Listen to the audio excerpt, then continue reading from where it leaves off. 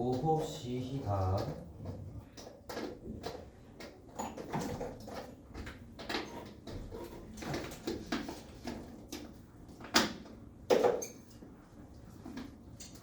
봅시다 작품. 근대 철학은 근대 과학의 양적인 크기를 중시하는 사고를 수용하며 발달했습니다. 자, 보세요. 근대 철학은 근대 과학의 양적인 크기를 중시하는 사고를 수용하며 발달했습니다. 그럼 뭐가 체크가 돼야 돼요? 근대 과학은 뭘 중요시했다? 양을 중요시했다라는 게 중요하게 되는 거고요. 우리 그 다음 건 읽지 않아도 이 양의 반대말이 뭐라는 것도 어느 정도 인지를 하고 있어요. 양의 반대말은 질이 되는 거예요. 그래서 그 얘기가 이제 이어지게 되죠. 고대 과학이 사물 변화의 질적인 부분에 주목했던 거와는 달리, 그러니까 달리해서 세모를 집어놨어야 되고요. 근대 과학의 갈릴레오는 자연이라는 책을 펴보라. 거기에는 수라는 글자로 가득 차 있다. 라는 발언에서 나타나듯 양적으로 수치할 수 있는, 즉 양화할 수 있는 것을 과학으로 간주했음을 알 수가 있습니다. 자, 첫 번째 분단은 두 분류에서 시작을 하게 되겠네요. 여기가 이제 고대 과학이고, 그 다음에 근대 과학으로 나눌 수가 있고, 얘는 질적으로, 근대 과학은 양적으로 했었고, 이 근대 과학이 누구한테 영향을 줬다라는 거예요? 근데 철학한테 영향을 주었다라는 구조로 만들어 주시면 될 것 같습니다. 그리고 이 갈릴레오 같은 경우는 누구 편? 이쪽으로 인용을 통해서 이 근대과학 편이라는 걸 우리가 확인할 수 있어요. 근데 여기서 문제가 나오는 거야. 여기서. 자, 또한 근대과학은 미리 수학적으로 설정한 믿음을 통해, 자, 미리 보이세요? 미리 얼레디야. 미리 우리 계속 나오죠. 경험과 선언. 이 선언에서 되게 중요하게 다뤄진 단어들이고, 또한 그리고 일례로 케플러는 우주가 기하학적인 원리에 의해 만들어졌다는 믿음에 따라 이에 맞는 결과를 도출하기 위해 노력하였죠. 자연 세계에 대하여 기하학과 같은 수학적 관점의 선언적 태도를 취한 것이었습니다. 라고 해서 이제 케플러라는 사람도 등장을 하고요. 이 사람을 통해서 얘기하고자 싶었던 건 뭐예요? 선언적 지식을 가지고 이 우주, 자연, 이 세계를 바라봤다라는 게 되게 중요한 이야기가 되겠죠. 선언적 태도. 이런 태도는 근대 철학의 이성론에 많은 영향을 주었던 것입니다. 그래서 항상 여기 숨어져 있어요. 이 선언이라는 단어 안에 뭐가 있다? 항상 조심해야 되는 게 뭐가 있다? 경험이 있다. 미리 정해져 있는 거야. already. 그리고 내가 태어나서 그 이후에 배우는가. 이 두 가지 이제 고민할 필요가 있는 거예요. 괜찮죠? 그 다음 문제로 넘어가 볼까요? 두 번째. 특히 수학에 심취했던 근대 철학자 데카르트는, 여러분들을 정말 괴롭히죠. 데카르트는 선언적으로 가지고 있다라는 믿는 직관을 통해 인식한 것들로 세계에 접근하려고 했습니다. 여기서 새로운 단어가 등장해요. 이 데카르트와 이 직관을 이어주세요. 그리고 얘는 선험적으로 우리가 이미 갖고 있는 거네. 직관은 순수한 정신에 의심할 여지 없는 파악이며, 이것은 오직 이성의 빛에서 유래하는 것으로 그 어떠한 의심 없이 분명한 의식을 얻을 수 있는 것이었습니다. 데카르트는 의심할 수 없는 것을 찾기 위해 대상을 직관으로 분절하여 더 나눌 수 없는 단순 본성을 찾고, 자, 이 문장 구조에서 제일 중요한 단어가 뭘까요? 라고 하면 위해예요. 이 위해라는 단어가 나오는 순간 얘는 문제로 만들려고 노력을 할 겁니다. 인과성을 만드는 거니까요. 이 사람 목적이 뭐였던 거야? 목적이 의심할 수 없는 것을 찾기 위해인 거야. 그러니까 이거를 조금 사람으로 이야기를 해드리면, 이 데카르트의 가장 유명한 말이 뭐예요?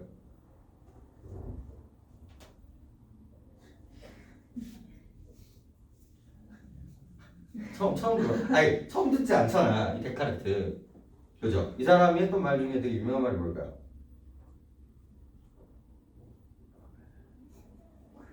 이거 혹시 여기 문과 계신가요? 나는 문과가 전부 이과야? 미안해. 내가 미안해. 쉽게 말하면 뭐냐면 이 사람은요 의심을 통해서 이 세상을 이해하려고 했어요. 지구는 둥그래요, 네모네요. 일단 끊고 좀 얘기해 보자. 지구는 둥그러요, 네모네요. 둥글단 말이야. 그죠? 근데 진짜 알까? 불과 몇 년 전만 해도 뭐야? 몇백 년 전 아니야? 진짜 몇백 년 전만 해도 우리가 어떻게 생각했어요? 네모난다고 생각을 했단 말이야. 근데 이게 과학적인 지식의 발견으로 동그라미가 됐다는 거지. 근데 그때 지구는 동그래요 라고 했을 때 어떻게 됐어? 죽었단 말이야. 그리고 사람들이 안 믿었고. 이거와 같이 지금 우리는 중구가 둥글다라고 믿지만 나중에 몇백 년 후에는 뭐야? 타원형 아니면 진짜 별 모양이야. 아니면 그 한 종이 같은 모양일 거야 라고 해도 이상하지 않다라는 거야. 그리고 우리 경험이라는 것도 되게 웃겨. 지금 이 빨대 같은 경우도 어때요? 원래는 시각 어때요? 일자란 말이야. 근데 여기에 넣으면 어떻게 돼? 구부러진다는 거지. 그러니까 우리가 감각적으로 보고 믿는 것들이 사실은 뭐야? 다 거짓말일 수 있다는 거야. 그래서 모든 걸 의심을 해. 그러니까 이거 이제 어디까지 가냐면 1 플러스 1은 뭐예요? 1 플러스 1은 2잖아. 근데 이것도 아니라고 믿는 거야. 사실 1 플러스 1은 2가 아닌데 옆에 악마가 와가지고 속삭이는 거야.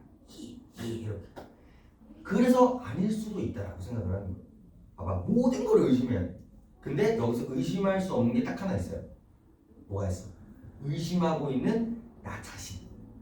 그것만큼은 부정할 수 없다라는 거야. 그래서 거기에서 본질을 찾는 거거든요. 그래서 그거 말고는 다 분리를 시켜버리는 거예요. 이거는 진실이 아닐 수도 있어 이러면서.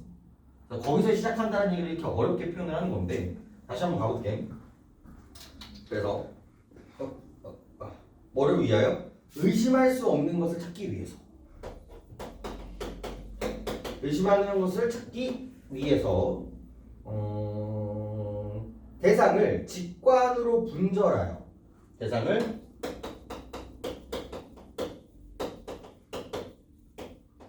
더 이상 나눌 수 없는 단순 본성을 찾고. 이미 이 수식어가 되게 거슬려야 돼요. 직관으로 분절해서 뭐야? 더 이상 나눌 수 없는 거를 찾았다는 거지. 그럼 이제 뭘 조심해야 돼?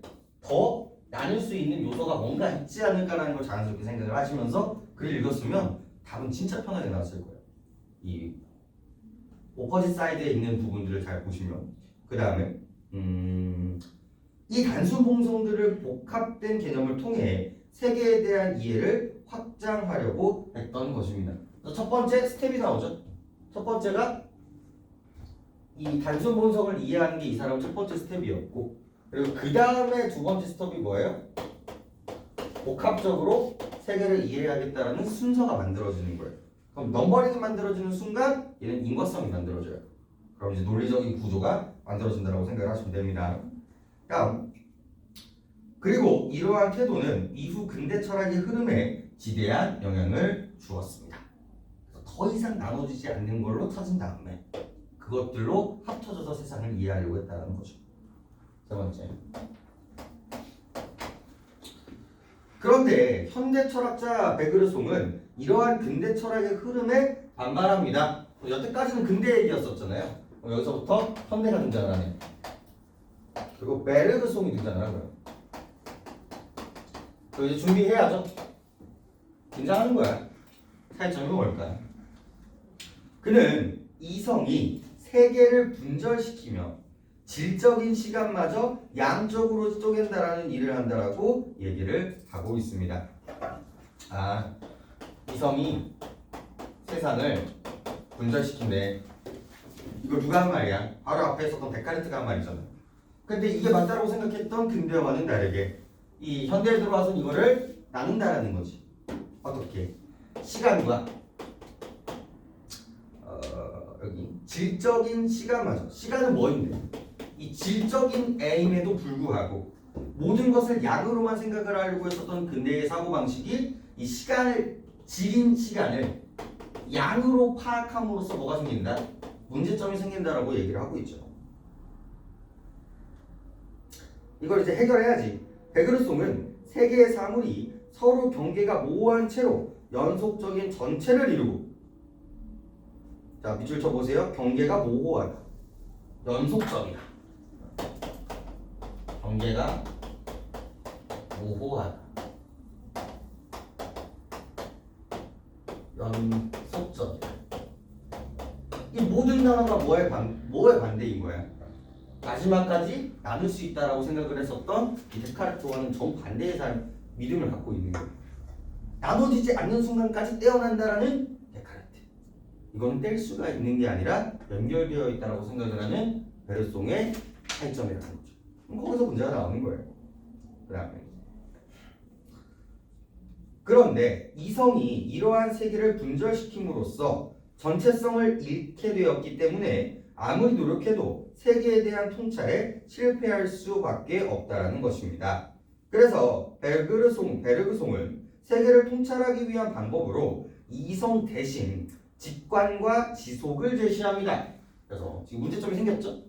질인 걸 양으로 파악하기 때문에 우리가 이해할 수가 없었어요. 그럼 이거를 해결하기 위해서 이 베르그송이 제시한 방법이 뭐예요? 라고 이야기를 했을 때 뭐 대신에? 이성 대신에 직관과 지속을 제시하죠. 이렇게.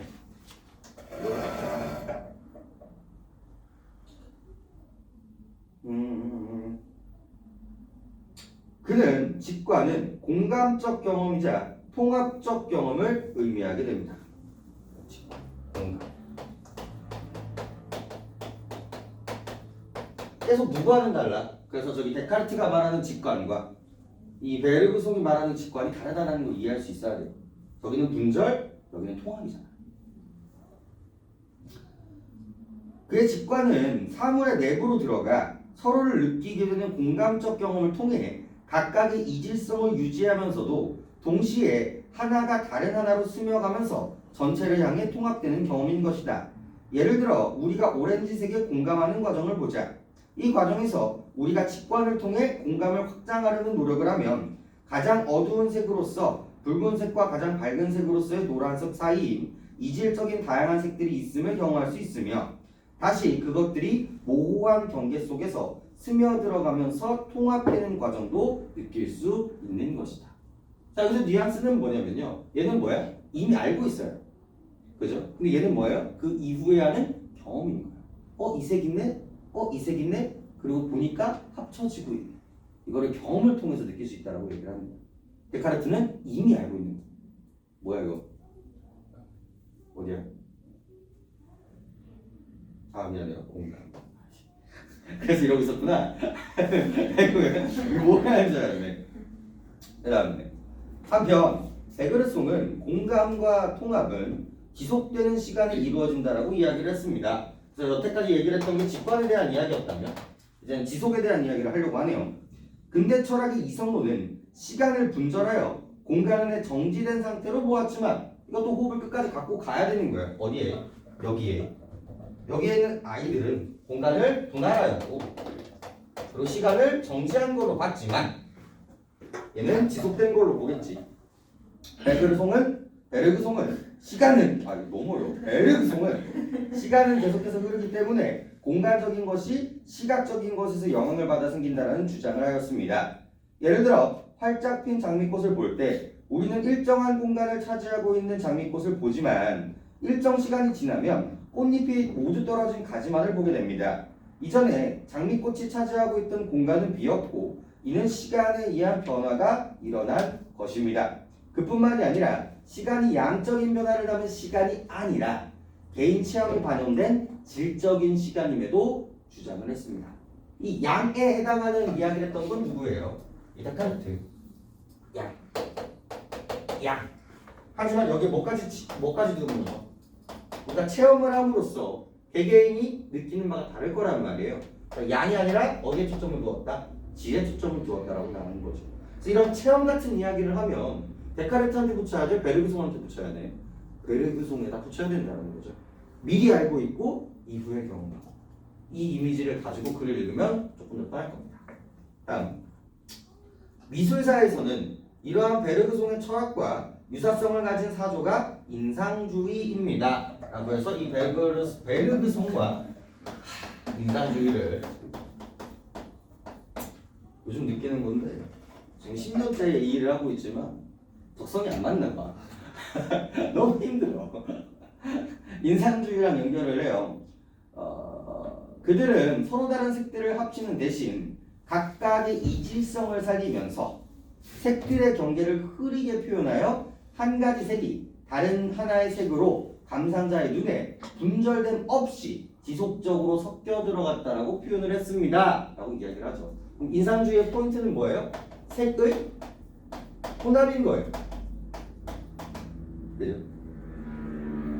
베르그송이 말한 이 직관과 지속과 연결되는 부분이라는 거죠. 그럼 데카르트의 저 이성론에 영향을 받은 그들은 어떻게 했어요? 색의 혼합이 아니라 색의 분절, 색의 단절에 해당하는 부분이겠지. 그래서 이렇게 되는 거예요. 근데 인상주의는 여기가 맞다고 여기가 아니에요. 여기는 이제 숨어져 있는 내용인 거예요. 이런 것들이 좀 더. 또한 평면의 그림판에 그려진 그림이 3차원적인 입체감을 갖도록 개발한 원근법과 같은 기법을 자제하고. 야, 원근법 어디로 들어가야 돼? 여기야.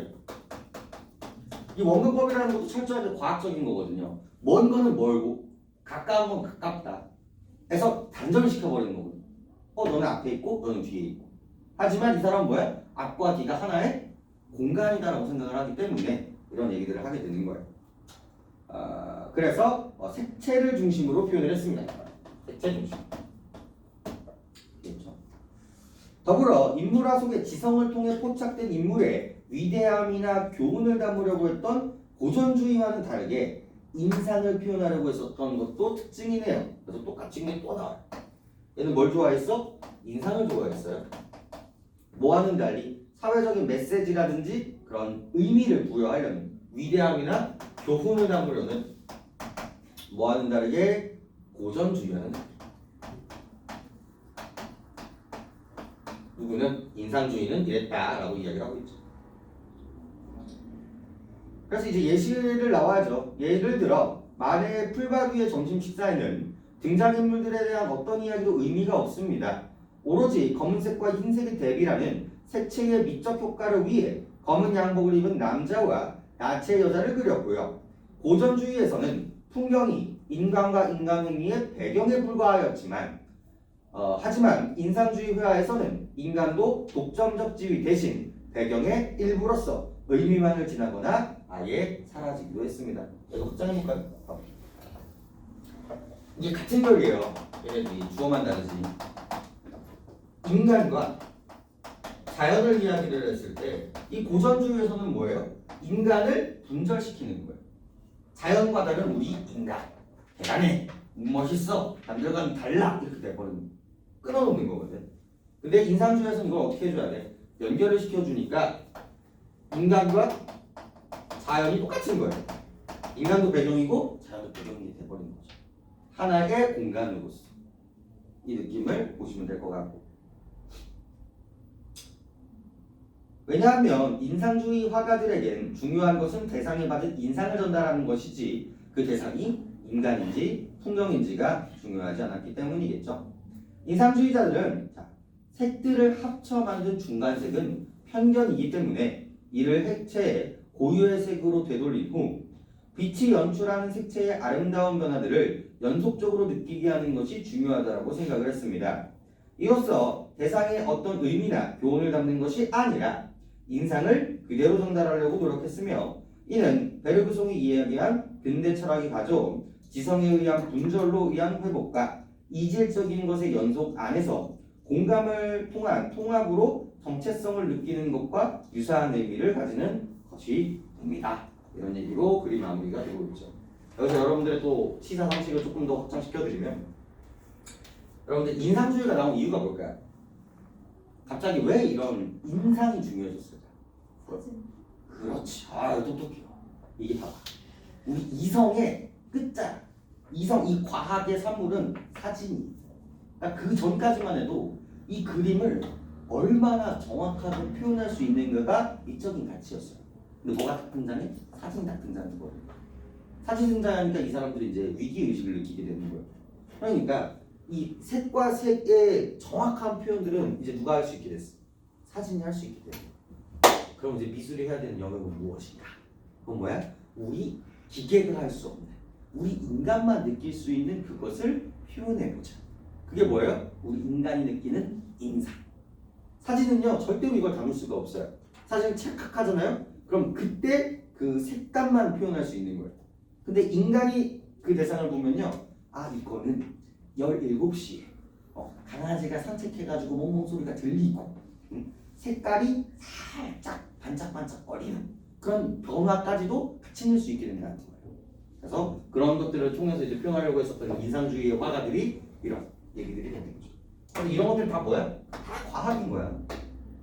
전부 다 실험 가능하고 수량화 가능하고 쪼갤 수 있는. 하지만 우리 인간은 그렇다 그렇지 않다? 그렇지 않다. 이런 식의 이야기들이 여기 담아 있다라고 보시면 됩니다. 그걸 떠나서 이제 문제를 한번 보도록 하죠. 16번. 자 봐봐. 이거 봐봐. 이거 안 봐. 자 1, 2, 3, 4, 5번이 없어. 이미 글을 제대로 읽었다면 넘버링은 되게 쉬워져요. 자 처음에 뭐로 시작해요? 고대과학과 근대과학을 비교해줘요. 뭘 얘기해주기 위해서? 뭘 얘기해주기 위해서? 이 근대과학과 근대철학의 가장 기본적인 이야기를 하기 위해서 뭐야? 제시를 해주죠. 선언적인 지식과 경험 그리고 양적인 존재를 얘기를 해줍니다. 그러면서 이 두 번째 문단에 이 데카르트로 확장을 하면서 이야기를 더 확장을 시켜주고요. 그래서 이 이야기가 그대로 갔다면 한 주제의식이 그대로 넘어가야 되는데 뭐야? 나눠지고 있잖아요. 같아요? 달라요? 다르잖아요. 그럼 이거 여기서 뭐가 돼요? 대조 혹은 비교가 등장을 하게 되는 거예요. 그래요? 신나게 이야기를 하다가 갑자기 뭐로 넘어가 버려요? 과학과 철학 이야기에서 미술 이야기로 들어간단 말이에요. 그래서 대조적인 뉘앙스 그리고 장르가 바뀌는 뉘앙스를 찾으면 답은 엄청나게 쉬워집니다. 그래서 답은 4번이 되겠죠. 견해를 제시하고 반박하고 다른 분야를 소개하고 있고 그러니까 틀릴 만한 이유가 없습니다. 다른 것들도 고민할 필요가 없고요. 바로 찍을 수 있어야 시간을 좀 단축할 수 있을 거예요. 다음 17번. 17번. 자 문제가 어디서 나온지가 중요해. 1번. 근대 과학의 수학적 관점은 근대 철학의 이성론에 영향을 주었다. 이거 인과성이 얼마나 중요한지 알겠죠? 이런 문제가 왜 나온지 진짜 생각해. 제발 누가 누구한테 영향을 줬다? 얘는 100%래. 그거를 얼마만큼 뽑아낼 수 있느냐가 여러분들 정확성과 속도에 영향을 줄 거예요. 2번. 케플러는 우주 구성의 원리에 대한 선언적 태도를 바탕으로 자연에 접근하였다. 왜 나온다고요? 선언과 경험의 차이가 있기 때문에 얘가 문제가 나오는 거예요. 선언이네, 경험 아니네. 그럼 되게 쉽게 접근을 할 수 있겠지. 3번. 고대과학은 근대과학과는 다르게 뭐야? 사물이 변화하는 질적인 측면에 중요성을 깨달았다. 또 어디서 나와요? 대비성에서 등장을 하고요. 4번. 고전주의 회화에서는 인간이 중요한 대상이었기 때문에 풍경과 차별성을 가진 존재로 이야기를 썼다. 여기 보이시죠? 분절이었고 분절이 아니었고 똑같은 부분이에요. 5번 볼게요. 근대 철학에서 의심할 수 없는 분명한 것으로 개념하기 위해 단순 본성을 분절하였다. 여기 이제 두 가지가 시사하는 바가 있는데 하나가 인과성 잡으세요. 두 번째가 새로운 어휘가 등장했을 때 개념이 나온다. 걔는 강하게 읽으셔야 되는 겁니다. 이 단순 본성의 정의는 뭐였어요? 더 이상 찢어지지 않는 것. 그래서 수많은 세계들을 단순 본성으로 찢음으로써 의심하지 않은 것들을 찾음으로써 세상을 이해하려고 했던 거거든. 근데 이거를 뭐래? 이거를 또 뭐한대? 분절한다라고 얘기를 하고 있으니까 틀린 거예요. 인과성도 잘못됐고 대상의 정의도 잘못된 거예요. 그래서 답은 5번이 되는 겁니다. 이렇게 풀었기를 바래요. 되게 빨리 찾고 있으면 안 돼. 이런 구조들은. 자 18번. 18번은 여기까지 다 맞으셨네. 그래서 이것도 뭐 누가 누구를 비교하면 돼요? 여기 있는 데카르트와 여기 있는 베르그송을 이제 구분하면 되는 거고, 이 문제를 보기 전에도 만약에 좋은 문제라면 주제를 말해줘야 돼요. 주제를 말해줘야 되는데 얘는 뭐다? 분할이고 정지가 되어 있고 양적인 느낌이었다면 얘는 뭐예요? 하나고 통일되어 있고 움직이고 질적인 이야기까지도 같이 해야 된다는 거지. 그래서 근데 뭐 이거 답은 1번에 기억은 경험하기 전부터 갖고 있는 것이다. 뭐의 개념이에요? 선어. 2번 니은은 공각과 통합의 경험을 통해 드러난다. 그래서 경험, 선험이 얼마나 중요한지를 체크를 해주시면 되겠고 답은 우리 3번이었죠? 기억과 달리 니은은 순수한 이성을 통해 얻는다. 근데 결국은 뭐냐 이거? 인과성이잖아. 이거 뭐를 통해서 알 수 있다고요? 이거를 통해서 우리가 알 수 있었고 이거 전부 다 베이스는 전부 다 뭐였어요? 이성이었죠. 그래서 답은 3번이 되겠죠. 이 달리가 되게 거슬려야 되고 잘 맞으셨고 자 19번부터 이제 문제가 됐네요. 이 화상. 자 19번 봅시다. 19번. 날이 너무 더워. 얼음을 넣은 물 한 잔을 마시고 싶을 때 내가 서둘러도 소용이 없다. 결국 얼음이 물에 녹아 물이 시원해질 때까지 기다려야 된다. 여기서 내가 기다리는 시간은 물질계에 적용하는 수학적인 시간이기도 하지만 20분이라는 시기이기도 하지만 수학적인 시간이 아니라는 교훈을 얻게 되죠. 그 시간은 내 마음대로 바꿀 수 없는 얼음이 녹는 데 걸리는 얼음만의 시간이며 그 시간은 나의 경험된 시간의 어떤 부분과 합치되고 있고 그것은 수치화된 것이 아니라 나의 체험이 반영된 질적인 시간인 셈입니다. 여러분들이 2학년 단계 그리기 때문에 힌트를 엄청 많이 주는 거예요. 이 보기는 누구 거야? 데카르트 거예요? 베르그손 거예요? 베르그손 거죠. 몇 번 했냐? 우리 19번이 틀리신 분을 위해서 물어봅니다. 몇 번 했어? 안 풀었어요. 왜 안 풀었어? 아니 모르겠어요. 아니 모르겠다니. 지금 제가 한 말은 이해가 돼요? 이 보기의 이야기가 어디에 붙어야 돼? 즉 보기는 일반적으로 물론 100%는 아니지만 세 가지 패턴을 갖고 있어요. A와 B가 나오면 A를 근거로 삼고 있는 주장 그리고 B를 근거로 삼고 있는 주장 아니면 A와 B를 통합해서 같이 갖고 있는 주장 좀 더 발전된 주장으로 생각을 할 수가 있는데 얘 같은 경우는 다 뭐에 대한 이야기를 하고 있어? 연결돼 있지, 체험되어 있지, 주관적이지, 수량이 아니다라고 얘기를 하고 있잖아. 그럼 누구 거야? 베르그손 거라는 걸 우리가 확인할 수 있다는 거지. 괜찮아요? 자, 1번 봅시다. 데카르트는 얼음이 녹는 현상을 교훈과 연결하며 정지된 시간 속의 경험을 설명한 것이라고 보겠군. 이미 데카르트가 나온 순간 이미 끝나요. 얘네들 연속이기 때문에. 그리고 경험이라는 것도 마음에 안 들고요. 이런 것들은. 데카르트는 얼음이 녹는 시간을 연속적으로 파악한대요. 이미 끝났잖아. 데카르트는 다 분절인데. 3번 볼게요. 베르그송은 얼음이 녹는 시간을 인정하며 공간의 영향을 받아 생긴 시간의 유의미성에 동의한 것이라고 보겠군. 이거는 왜 물음표가 떠야 될까요? 우리 맞으신 세 분이나 계시잖아요. 3번은 왜 아니었어요?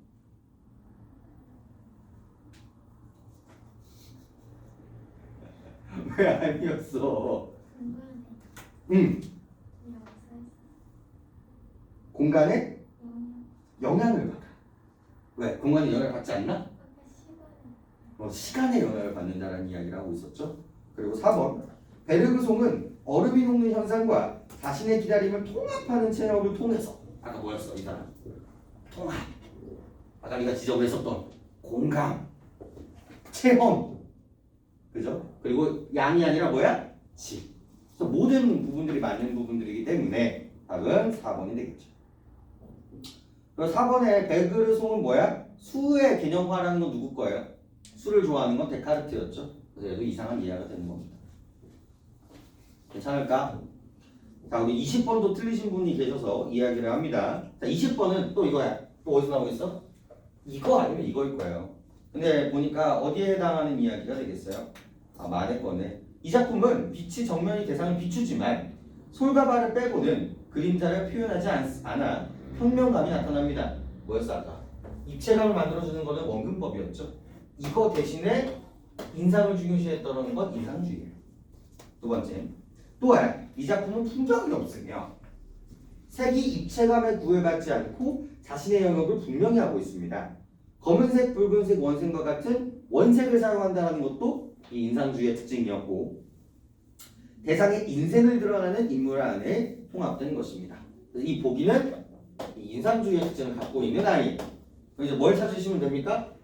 얘네들의 특징을 가지면 이제 적절하지 않은 게 되는 거예요. 1번 대상에게 받은 인상을 집중시키기 위한 것이에요.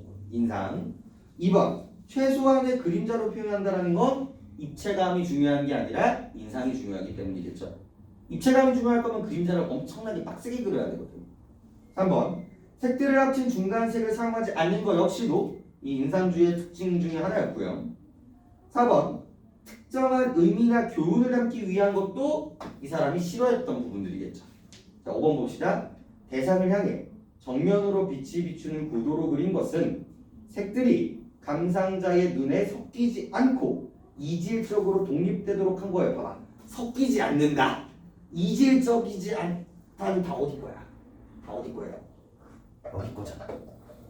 나눈다, 자른다, 독립적이다. 다 여기 거죠. 인상주의는 누구한테 영향을 받은 거야? 이 베그르소. 연속적이다, 혼합된다, 하나다. 그래서 정반대의 단어이기 때문에 5번이 된다고 보시면 됩니다. 제가 이제 저번에 했었던 그 심 기억나시죠? 이것도 이 얘기도 마찬가지고 똑같은 여러 문제를 풀어드렸어요. 그리고 이제 3학년 올해 나오는 3월이든 6월이든 9월이든 수능이든 똑같이 풀려요. 이런 사고들을 그러니까 여기서 여러분들이 연습해야 될 거는 정보를 나누는 거 정확하게 나누는 거고 그 다음에 이제 학년이 올라가면서 고민을 하셔야 될 건 이런 것들. 선험의 반대는 경험, 양의 반대는 질. 이런 부분들이 계속 확장돼. 그래서 그런 것들을 좀 익히는 과정이라고 보시면 됩니다. 오늘만 하더라도 되게 중요한 포인트들이 있지. 여기서 아시듯이 과학기랑 미술이랑 다 영향을 받은 거예요. 이게 음악도 마찬가지고. 음악도 그거야. 중세 때는 어떤 음악이 좀 유행했을까? 중세 같은 경우 정말 각이진 음악이 중요했어요. 화음도 무조건 화음 맞춰야 되고 형식이 정해져 있는 거예요. 신한테 존경심을 뽑아야 되는 음악이기 때문에. 근데 이게 시간이 흘러서 르네상스로 들어가면 뭐가 중요해? 인간의 감정이 중요한 거예요. 그래서 그땅 화음 딱딱 떨어지는 것보다 내가 표현하고 싶은 감정의 인상이 훨씬 더 중요하게 되는 거예요. 이해돼요?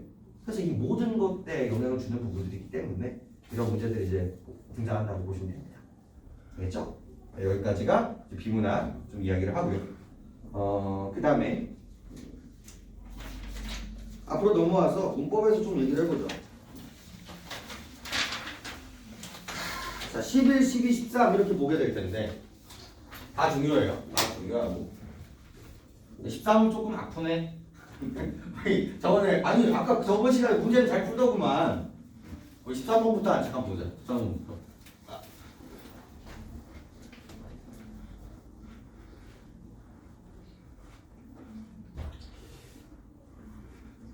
알려주지 마. 알려주지 마. 알려주지 마. 이거 자, 결국은 문장이 짜임이에요. 문장이 짜임. 뭘 준비해야 돼? 우리 전성을 준비해야 돼. 여기에 뭐가 숨겨져 있을까? 혼문장일까? 견문장일까? 견문장이라면 이어진 문장일까? 안긴 문장일까? 이런 것들을 이제 고민하게 될 텐데, 자, 안긴 문장의 특징을 이해한 후 다음 자료를 바탕으로 견문장을 만들 수 있습니다. 그래서 두 가지가 있는데, 꽃이 여기 봐. 봄에 활짝 피다. 그 다음에 봄이 오다야. 그리고 조건은 뭐예요? 명사절과 관형절을 만들어야 되는데, 자 여기 봐. 명사절을 만드는 방법. 그렇죠. 음기. 관형절을 만드는 방법. 먹을, 먹는, 먹던. 이거 뭐야? 먹을 미래. 먹는. 먹던. 하나 더 있잖아. 과거가 2개거든요. 그렇지. 이게 4개. 그럼 이게 반드시 있어야만 해요. 반드시. 몇 번 했어? 5번 했었어? 나는 봄이 와서 꽃이 활짝 피기를 소망한다. 아, 뭐는 있어요? 거기는 있죠. 근데 뭐는 없는 거야? 얘는 없잖아. 그럼 관형절이 없는 거야. 그럼 다시 찾아볼까요? 관형절이 있는 거? 그래서 어디 있어요? 관형절? 빈. 그렇지. 그 다음에 오기. 그래서 문제의 본질을 알고 있으면 고민할 필요가 없다는 거예요. 물론 이제 해석 같은 걸로도 확인을 해야겠지만 이제 가장 중요한 포인트들을 기억해 주시면 될 것 같고. 자, 그리고 이제 앞으로 와서 11번 한번 봅시다. 이거는 여러분들이 맞으셨다라고 하더라도 다시 한번 잡아 드려야 되는 부분이기도 해요. 그리고 수능에서 되게 좋아하는 포인트이기도 합니다. 진짜 뭐 내 이름을 걸라고 해도 이름을 걸 수 있어요. 그 정도로 많이 나왔던 포인트니까 한번 정리를 해보고 가시죠.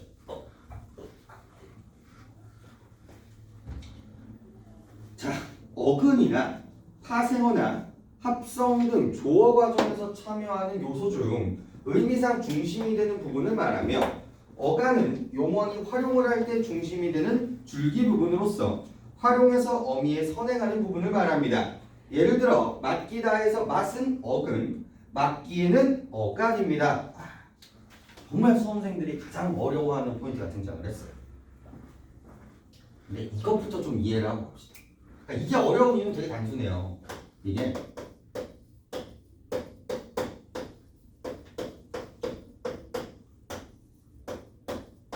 위치가 똑같거든요.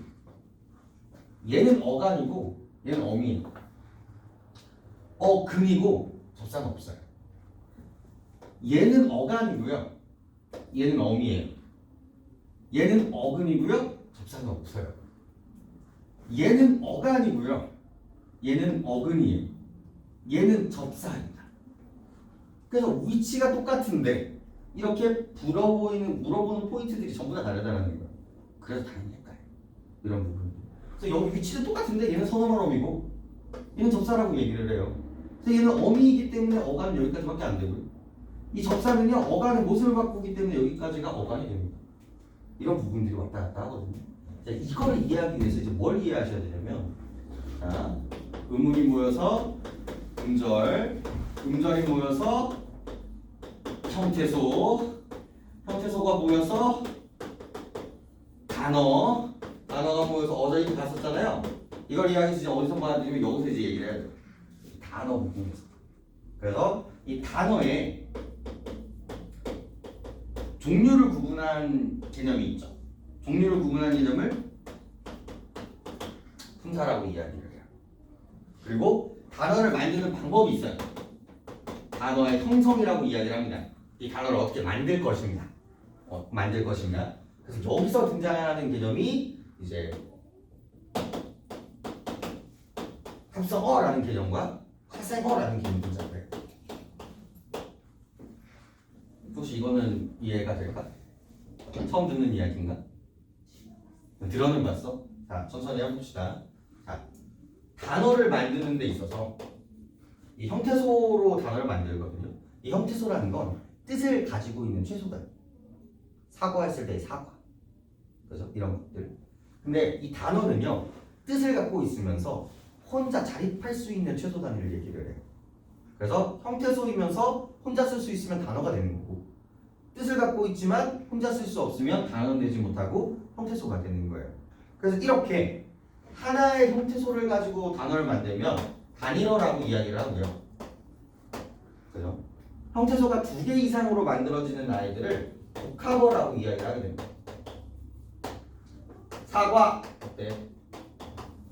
하나의 형태소고 하나의 단어거든. 근데 복합어. 풋사과, 사과나무 이렇게 있다. 형태소가 몇 개예요? 2개란 말이에요. 이런 아이들을 복합어라고 얘기를 합니다. 이 복합어를 종류를 2가지로 나눌 수가 있는데 여기서 등장하는 개념이 바로 뭐다? 여기서 등장하는 개념이 어근과 접사라는 개념이 여기서 등장해요. 단어를 만드는 데 있어서.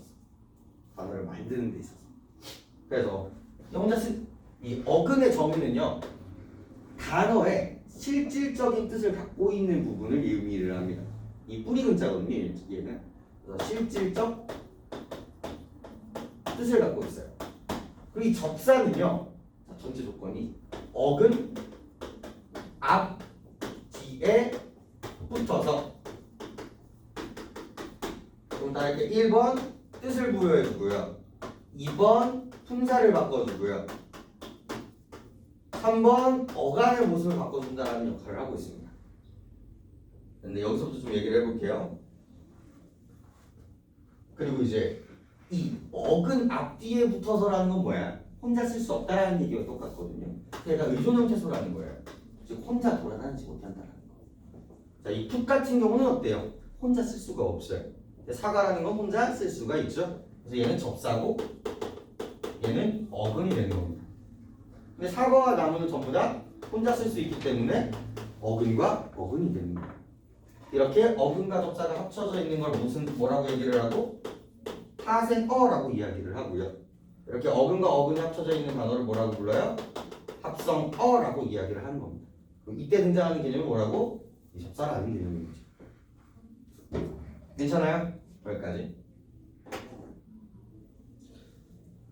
근데 이 접사의 역할을 근데 여러분들이 되게 진짜 잘 알아둘 필요가 있어요. 여러분들이 틀려온 이유 중에 하나가 이 접사의 정확한 인지를 하지 못하기 때문에 그렇습니다. 천천히 하나씩 좀 볼게요. 자, 접사의 역할은 첫 번째 말 그대로 뜻을 제안해줘요. 보세요. 수많은 사과들 중에서 어떤 사과? 아직 덜 익은 사과라는 뜻을 제안해주는 역할을 합니다. 그리고 두 번째 품사를 바꿔줘요. 이게 문제가 정말 많이 나오는데 이 길다. 이거 품사 뭐예요? 형용사 상태를 나타내주니까. 근데 이거를 뭐라고 바꿔주면 길 미쳤어? 길 이 이렇게 해버리면 얘 품사가 뭐가 돼요? 내 실수가 그렇게 웃겨? 길 이 이렇게 하면 뭐가 돼? 뭐가 돼? 뭐라고? 네? 명사가 되기도 하고 부사가 되기도 해요. 이런 것들이.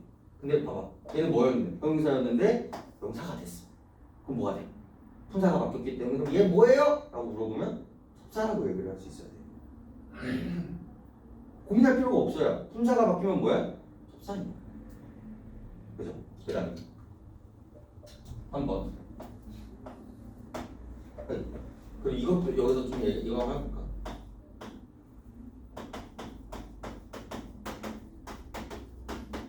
이거 되게 낯설어요. 여러분들 요번 2학년 때 무조건 나올 거예요. 이거 뭐게요? 여기서 하와 스럽의 문법적인 이름을 물어봐요. 그럼 이때 뭐라고 대답할래? 공부는 품사가 뭐니? 명사. 사랑도 명사.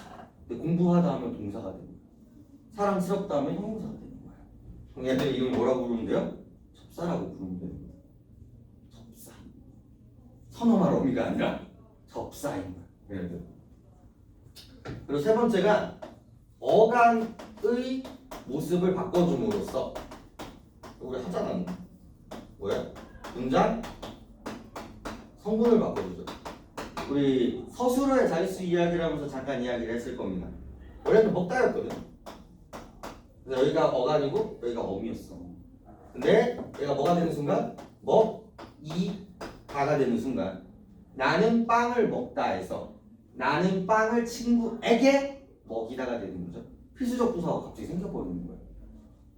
바꿔볼까요? 먹이다, 먹이고, 먹이는 변하지 않는 부분이 여기까지가 되는 거죠. 어간의 모습을 바꿔줌으로써 이 문장 성분을 바꿔준다. 이거를 통째로 기억하세요. 진짜로. 그럼 정말 많은 문제를 맞출 수 있을 겁니다. 고 난이도 문제들이에요. 그리고 이걸 다시 설명하기 앞서서 이쪽으로 다시 와보자. 이쪽으로. 그럼 또 이제 뭘 이해해야 돼요? 어간과 어미를 이해를 해야 돼요. 이 어간과 어미는요, 이 품사에서 나오는 이야기예요. 이 사과라는 단어는 주로 주어와 목적으로 많이 써요. 먹다라는 단어는 주로 서술어에 많이 쓰인다는 거죠. 이렇게 문장의 쓰임에 따라서 역할에 따라서 단어를 좀 분류해 놓은 게 이 품사라고 이야기를 해요. 그 중에 이 문장에서 서술어 자리 주로 오는 단어들이 있어요. 얘네들 우리 동사와 형용사죠. 형용사는 우리나라에서 수식어가 아니에요. 그놈의 영어 때문에 자꾸 헷갈리시는데 동사와 형용사는 우리 서술어. 근데 얘네들을 그래서 서술어에 오는 얘네들을 묶어서 뭐라고 이름을 붙여주냐면 용언이라고 붙여주고요. 용언이라고. 그리고 얘의 특징 중에 하나가 다른 단어들과는 다르게 어떤 성질을 갖고 있어요? 가변성을 갖고 있어요. 그래서 이런 단어가 변화하는 모습들을 좀 유식하게 뭐라고 이야기를 하냐면 용언의 활용이라고 이야기를 합니다. 그래서 이 모습을 통해서 먹다, 먹고, 먹으니, 먹는, 이런 변화를 통해서 확인할 수 있는 이 변하지 않는 부분을 어간이라고 이해하고 변하는 부분을 뭐라고 합니까? 어미라고 하게 되는 거죠. 이렇게 이해가 될까? 방금 이 첫 문단을 이해하기 위해서 필요한 개념이 이거예요. 이 첫 문단을 이해하기 위해서. 좀 더 가볼게. 어근이나 어간에 결합하여 특정한 의미나 기능을 부여하는 형태소를 접사라고 이야기를 하고요. 접사는 일반적으로 어근이나 어간과 함께 나타나야 되기 때문에 문장에서 단독으로 쓰이지 않습니다.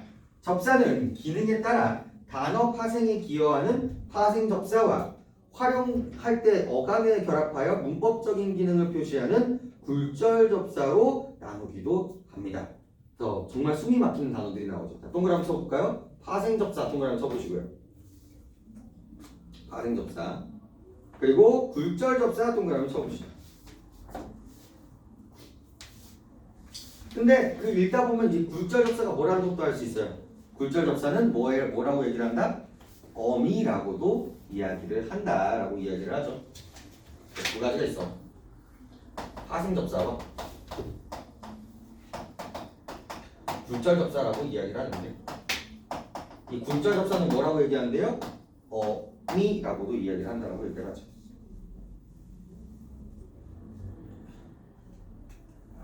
접사라고 하면 근데 일반적으로 파생 접사만 이야기를 합니다. 그러니까 여러분들의 문법 수준에서는 뭐야? 이 굴절 접사라는 건 어미라고 생각하면 되겠구나라고 생각을 하시면 되는 거예요. 이거를 나누는 건 대학교에서 원래 해요.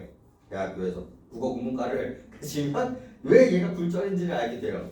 하지만 그것까지는 아직 알 필요 없고 결국 접사는 좁은 의미로는 파생 접사만을 의미하고 넓은 의미로는 굴절 접사와 파생 접사를 모두 포함하게 됩니다. 자, 파생 접사는 새로운 단어를 만들어내지만 굴절 접사는 어미는 그렇지가 않습니다. 되게 중요한 말이에요. 보세요. 이 얘기는 아까 길다가 뭐가 돼요? 길이가 되죠? 그럼 사전에 길다와 길이는 같이 실려요. 얘도 실리고 얘도 실려요. 얘도 단어고 얘도 단어이기 때문에 그렇습니다. 품사가 다르니까 다른 단어인 거예요. 근데 길다와 길고가 있죠? 얘는 실릴 거야. 얘는 원형이니까. 근데 얘는 실리게 안 실리게? 안 실려요. 얘는 활용이니까. 새로운 단어가 아니라 그냥 바뀐 것뿐이니까요. 문법적으로. 그 얘기를 하고 있는 거고. 예를 들어 구경꾼은 파생접사 꾼이 어근 구경과 결합하여 만들어진 새로운 단어이고 이렇게 만들어진 단어는 구경과 별개의 단어로 사전에 표제어로 등재가 됩니다.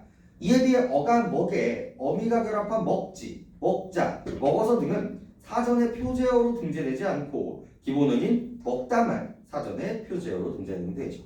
즉 품사가 바뀌는 얘는 혹은 새로운 단어를 만드는 이 접사는 파생 접사는 새로운 단어를 만들고 어미는 만든다 안 만든다? 안 만든다라는 얘기를 하고 있고요. 현재 문제가 여기서 나오겠지. 특히 파생 접사는 어근과 결합을 하여 새로운 단어를 만들 때 어근의 품사를 바꾸기도 하고 바꾸지 않기도 합니다. 예를 들어 군소리에서 접두사 꾼은 쓸데없는 이라는 뜻으로 어근인 소리가 나타낼 수 있는 뜻을 일부 제한할 뿐 품사를 바꾸지는 않습니다. 하지만 놀이는 동사의 어간 노를 어근으로 하여 전미사 이가부터 만들어진 명사죠. 즉 전미사 이는 새로운 단어를 만들 때 품사를 바꾸는 역할을 하게 됩니다. 이처럼 군과 같이 어근의 품사를 바꾸지 않는 접사를 한정적 접사라고 얘기를 하고 품사를 바꾸는 접사를 지배적 접사라고 이야기를 하네요. 여기서 또 나눠. 어려운 거 알겠냐? 파생 접사가 또 두 가지가 아닙니다. 새로운 단어를 만드는데 품사를 바꾸지 않는 애가 있고요. 품사를 바꾸는 접사가 있대요. 그래서 얘를 무슨 접사라고 얘기를 하고 얘를 한정적 접사라고 이야기를 하고요. 바꾸는 애를 지배적 접사라고 이야기를 하는 거예요. 여기 보세요. 풋사과의 풋은 무슨 접사가 될까요?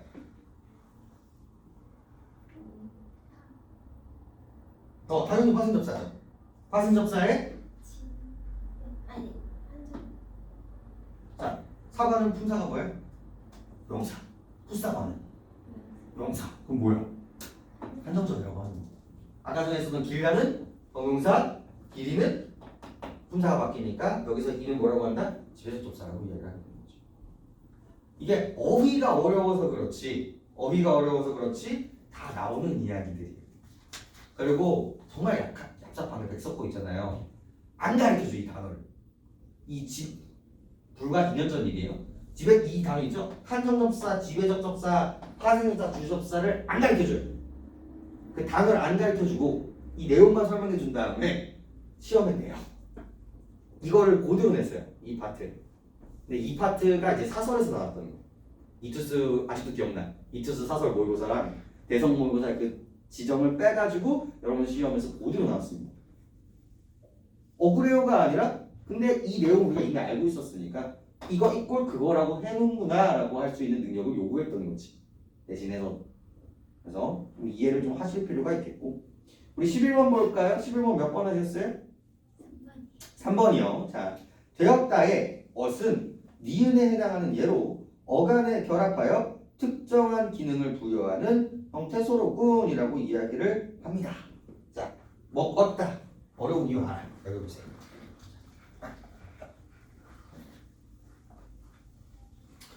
아니 이것도 질문이 진짜 많이 들어와서 그래.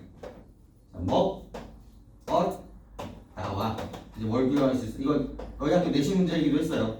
이거 두 개 비교하는 거. 그래서 어간어미, 어근접사, 서술형 기억하셔야 돼요. 그래서 자, 먹었다 같은 경우는요. 간과 어미로 구분을 하면 뭐랑 쪼개야 돼요? 따로 쪼개야 돼요. 얘는 어간이고 얘네들은 다 뭐이기 때문에 어미이기 때문에 괜찮아요? 근데 어근과 접사를 논할 때는 뭐랑 쪼개야 돼요? 먹은 실질적인 뜻을 갖고 있는 어근이에요. 근데 여기에 접사에 해당하는 부분이 있어요 없어요? 그냥 없는 거. 그냥 먹에서 그냥 끝나요. 그럼 어따는 뭐예요? 어미예요. 접사는 존재하지 않아요 여기서. 그래서 헷갈리는 거예요. 자, 먹이다. 여기 볼까요? 자, 어간과 어미를 비교하면요. 어간은 어디까지예요? 어간은 먹이까지예요. 그리고 다가 뭐가 돼요?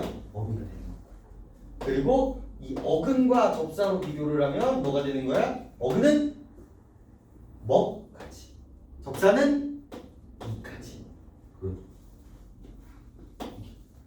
다른 아무것도 아니에요. 그러니까 물어보는 포인트가 완전히 다른 거예요. 단어를 어떻게 만들었니는 이렇게 되는 거고 단어를 활용을 어떻게 하니는 이제 위로 들어가게 되는 거죠. 어렵지? 근데 여기서 하나만 알려줄게요.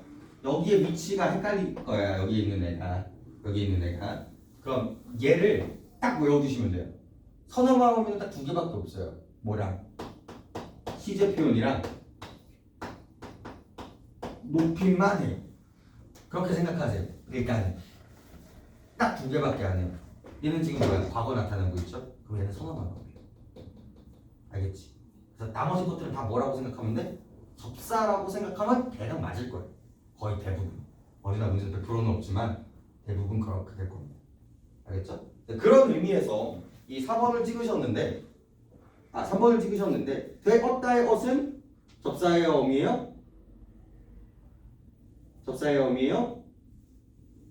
과거를 의미하니까 어미가 되는 거죠. 그러니까 이 굴절 어미로 들어가는 굴절 접사로 들어가는 게 맞는 이해가 되는 거고요. 답은 이제 4번이 되겠죠. 깊이의 이는 니은에 해당하는 예로 문법적인 기능을 표시하는 역할을 하는군이라고 했는데 깊다가 원형이죠. 근데 깊이가 품사가 바뀌었으니까 품사가 바뀌면 무조건 뭐라고 생각하라고? 접사라고 생각을 하라고. 문법을 풀어내는 키워드 중에 하나입니다. 품사가 바뀌었네? 접사가 숨어있겠네. 자, 12번 볼까요? 12번의 가를 보겠습니다. 화생접사는 새로운 단어를 만들 때 품사를 바꿔주셔야겠네요. 이것도 진짜 많이 틀려오는 문제 중에 하나인데 행복은 명사, 행복하다는 동사. 찰랑은 물어보자. 찰랑은 품사, 부사.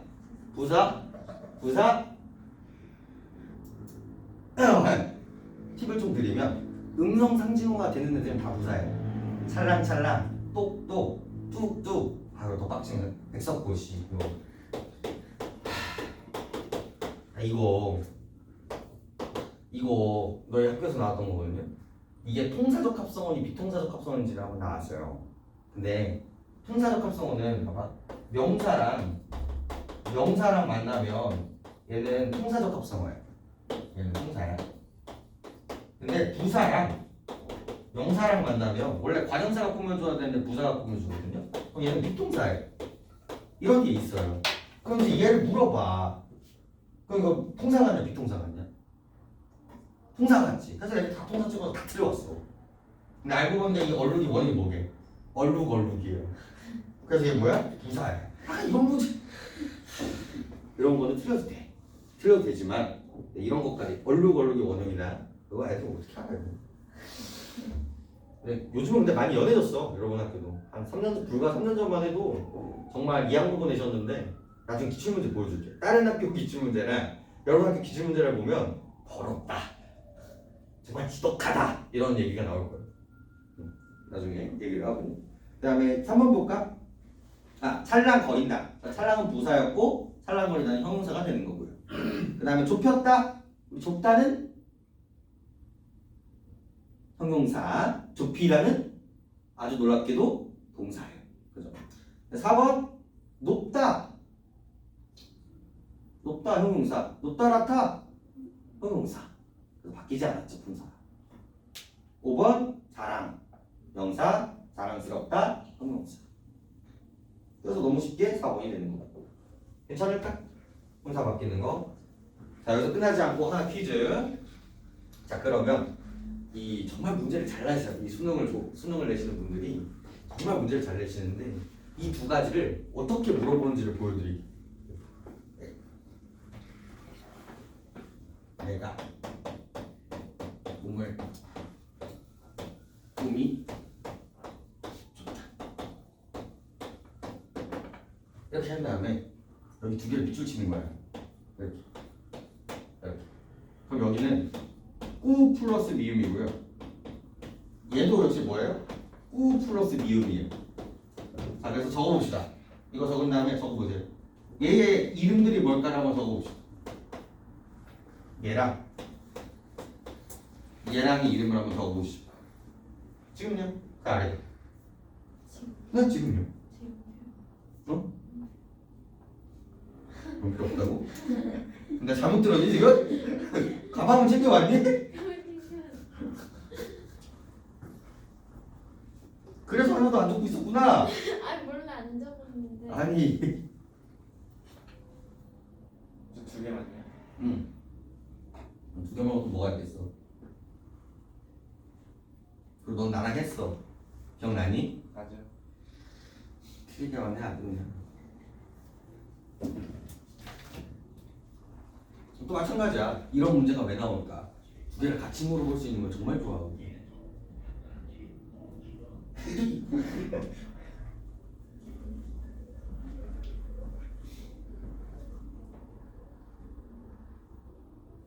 아 훌륭하네. 똑똑해. 똑똑이. 맞아. 무슨 전성험이야? 그렇지. 이게 우리 거의 3주에 걸려서 한 이야기가 다 하나로 통합되는 거야. 전성험부터 시작을 해서 양긴 문장부터 시작을 해서 이 오늘 배운 접사까지. 그리고 이게 여러분들 항상 착각하시면 안 돼요. 9월 2학년 9월 즉 한 학기 동안 뭘 배운다? 이런 얘기들 배우는 거예요.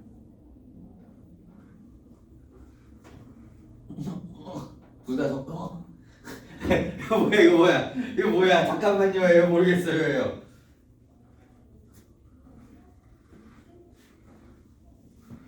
어려워. 진짜 항상 배울 때마다 질문이 들어오는 포인트 중에 하나예요. 이거.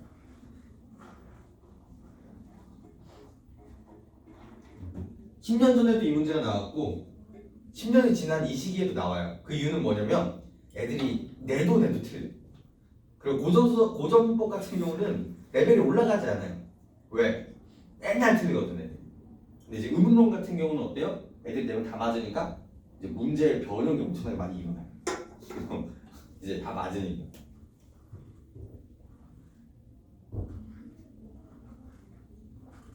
풀 수 있는 근거들은 전부 다 드렸습니다.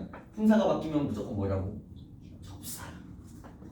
그리고 암긴 문장이 됐을 때는 뭐라고? 자성. 이 두 가지를 통해서 우리가 볼 수 있지.